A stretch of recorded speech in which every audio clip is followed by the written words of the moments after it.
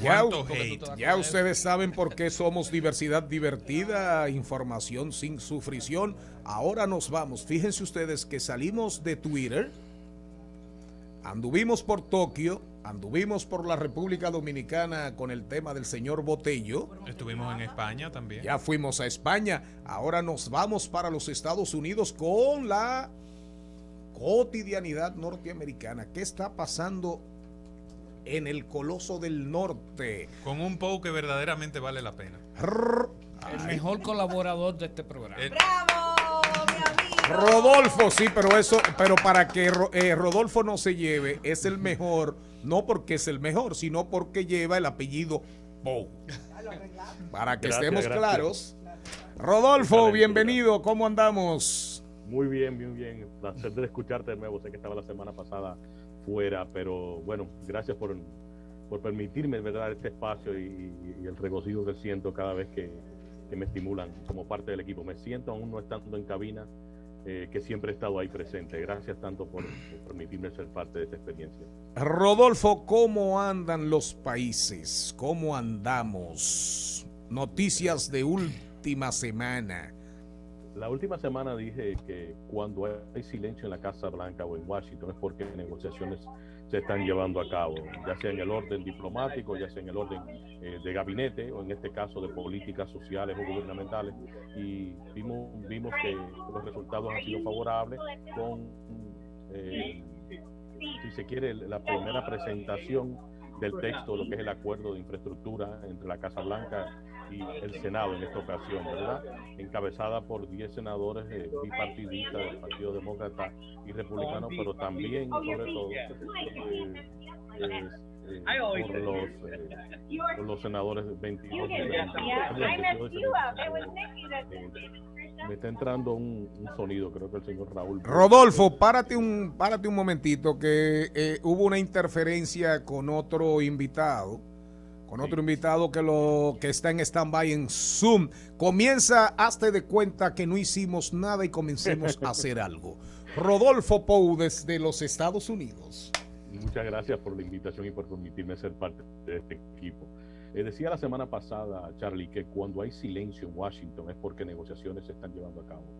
En este caso es la negociación del Senado y de los 10 miembros del Senado, 5 demócratas y 5 republicanos, que estaban tratando de darle siquiera fin a un acuerdo entre ellos sobre el proyecto de infraestructura.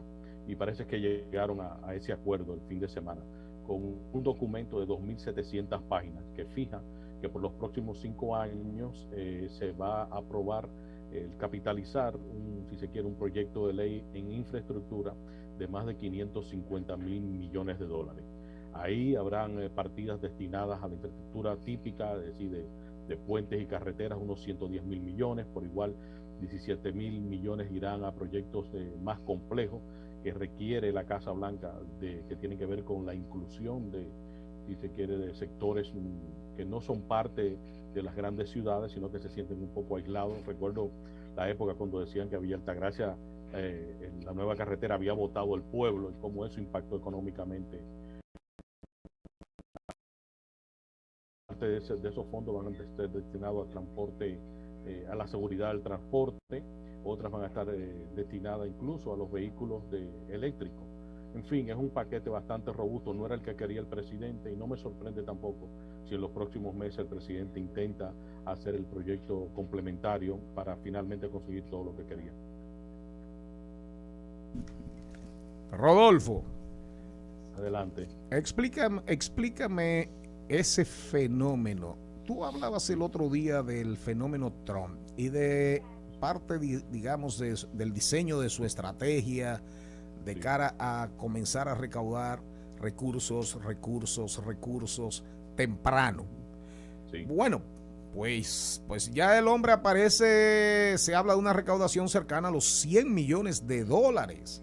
Así es. ¿Habrá influido ese boom, ese tsunami de cierta, digamos, positividad, porque al final se salió con las de él, de tener prácticamente su propia plataforma de Twitter, diciendo aquí estoy yo, vivo, desafiante, al carajo Twitter, Al carajo Twitter.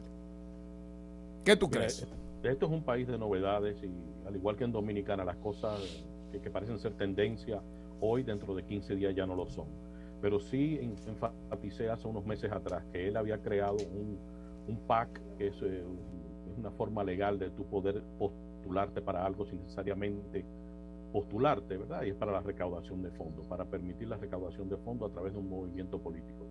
Y con eso, los 100 millones de dólares que ustedes están viendo ahora es, si se quiere, la sobra luego de que se pagaran todas las deudas de campaña. Es decir, lo que él le queda ahora mismo es limpio. Y el último año, es decir, noviembre 4 del 2023, el presidente Trump puede decir que opta por no postularse y apoyar a otro candidato. Y esos 100 millones de dólares quedan de él. 100 millones y todo lo que recaude de aquí hasta entonces. Si se quiere, es astuto en la forma en la cual ha manejado la política. Hay que quitarse el sombrero porque ha hecho cosas que nadie se atrevía por asunto de ética, por asunto, ¿verdad?, de carácter público. Se ha atrevido a hacerlo y le ha resultado. Y créame, no ha perdido un solo simpatizante en el proceso. Él sigue con su sólido 36-37% del electorado y no creo... bueno, es que no hemos visto nunca un expresidente que haya perdido unas elecciones y mantenga tanto control sobre su partido. Incluso el representante de los republicanos en la Cámara de Diputados depende de lo que diga Trump. Él todavía va y le visita y le besa el anillo, como dicen, como si fuese el jefe de una mafia. Lo que diga Trump es lo que se va a hacer en la Cámara de Diputados. Rodolfo, y con respecto al tema del coronavirus, la pandemia, hemos visto un rebrote en todos los Estados Unidos. Vimos como Sí. Fauci ya ha dicho que no esperan que haya más, digamos, cuarentena, pero que sí están, digamos, emplazando a las autoridades para que empiecen a volver a dar mandatos de usar máscaras. Hay gran parte de la ciudadanía de los Estados Unidos que no cree ni siquiera en la vacunación. ¿Cómo será este proceso? ¿Crees que las medidas se pongan más fuertes o ya no hay nada que hacer? No, yo creo que esto simplemente va a votar un proceso en el cual vamos a perder muchas vidas innecesariamente.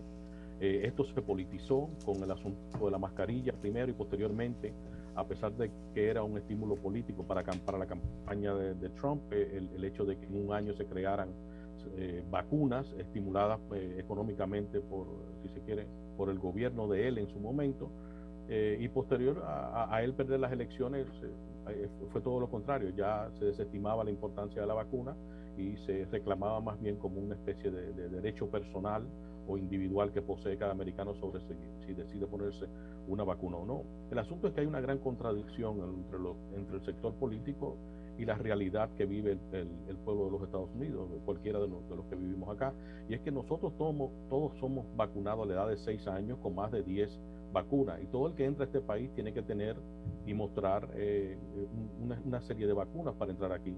Incluso el inmigrante que entre a través de las costas, ya sea haitiano, ya sea cubano, o que entre por la frontera, cualquiera de los centroamericanos, llegando y cruzando esa frontera, desde que es detectado por una de las autoridades de migración, lo primero que hacen es insertarle vacuna. Aquí todo el mundo está vacunado. El asunto es que la vacuna del COVID se ha convertido en una herramienta política. Y volvemos a ver las cifras, que las personas que no están vacunadas casualmente coinciden con el mismo porciento de personas que se sienten identificados por el presidente Trump. Y lamentamos mucho que la política haya sido parte de este proceso de que si la mascarilla sí, la mascarilla no, o si, en fin, la vacuna sí, la vacuna no. Rodolfo, muchísimas gracias, Rodolfo. Siempre esa panorámica así tan certera. Quédate ahí porque en breve, después del jingle, viene Raúl Burgos para hablarnos de la Fundación Dominicana Se Transforma.